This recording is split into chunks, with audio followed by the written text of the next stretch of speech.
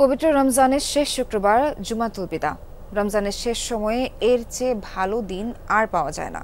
মহান আল্লাহর অনুগ্রহ লাভের আশায় রোজার শেষ জুমায় অংশ নিতে বায়তুল মোকাররম সহ মসজিদে মসজিদে তাই মুসল্লিদের ঢল।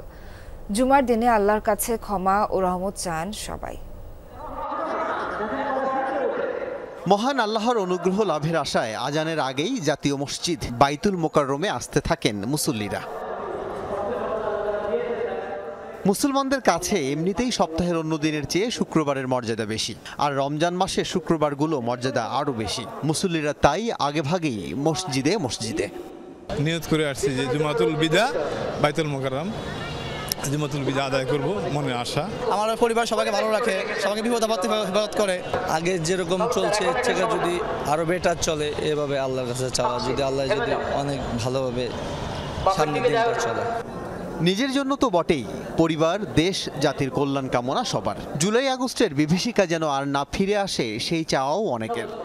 বাংলাদেশকে আল্লাহ তাআলা যেন সকল ধরনের বিশৃঙ্খলা থেকে হেফাজত করেন।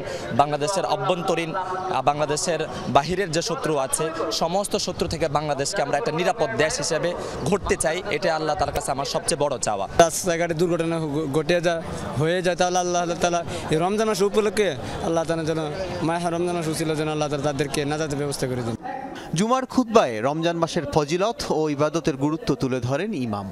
রমজানকে বিদায় জানানো মানে হলো রমজানের স্মৃতি ধরে রাখা, রমজানের বরকতগুলো ধরে রাখা, এবং রমজান থেকে আমরা যে অভ্যস্ত হয়েছি তাকওয়া এবং সংযমের জিন্দেগির, সেই সংযমকে চালিয়ে নেওয়া আরেক রমজান পর্যন্ত।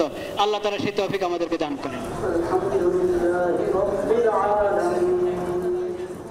রমজানের মতো সারা বছর যেন ইবাদত বন্দেগীতে পার করা যায়, এমন চাওয়া ছিল অনেকের। দেশের শান্তি ও মঙ্গল কামনায় হয় সমন্বিত মোনাজাত। আল আমিন হক অহন, যমুনা নিউজ, ঢাকা।